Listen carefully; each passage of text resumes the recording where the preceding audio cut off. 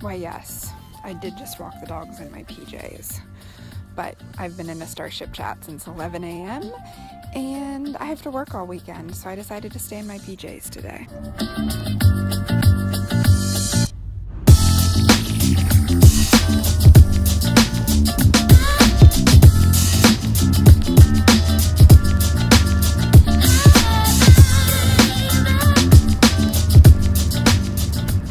Hey guys, so it is late Thursday night, actually Friday morning. I just drove up to Columbus to teach at Midwest CraftCon, and I'm walking back from parking my car in downtown Columbus, and I wanted to fill you in on what I'm thinking about this week. So it's kind of a continuation of last week's video. Jolie and I were talking about the idea of quiet success and how that looks a little different than a lot of what we see on the internet.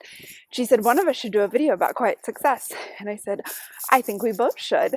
So at the end I'll link up to her video, but here's what I've been thinking about it. So for starters, I want to say this idea of quiet success is that you have a super successful business, but it doesn't have all the vanity metrics of other businesses and that we're used to looking at. And vanity metrics isn't my word. It's what people use to talk about subscribers or email lists or followers, as opposed to the actual foundations of a business, which is profitability and distribution and systems. So it's super possible to have a super successful business, especially one that meets your definition of success without big vanity metrics. I'm an example of it. I have over $100,000 in sales in 2016, but only 3,000 Instagram followers, and many of my students have massive businesses, 5 or 10 times the size of mine, and you wouldn't know it by looking at them. Now, I think there are two reasons why we get confused about this and we don't actually believe deep in our hearts that it's possible without having big numbers. The first one is that we forget we're allowed to define success for ourselves. So I'm telling you this all the time, and I know we know it, but it's really easy to forget it. But you are allowed, you have to define success for yourself, what it means for you and your family and your life. What do you want to create? And what does that mean for you? What kind of life, what kind of hours? And everybody's is going to look different. So mine is going to look different from yours, which is going to look different from yours in 10 years. So what we all need to keep in mind is that just one question.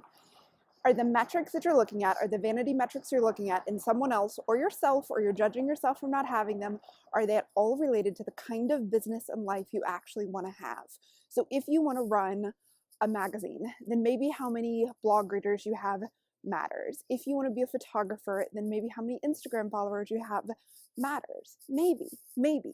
But if you want to get paid fairly for your work, or if you want to have a sustainable long-term business, there are a lot of other numbers that matter a lot more than the vanity metrics. So I just want you to remember that. That's when you think about yourself and other people. Okay. So with that, I'm off to bed. I hope you guys have an excellent week.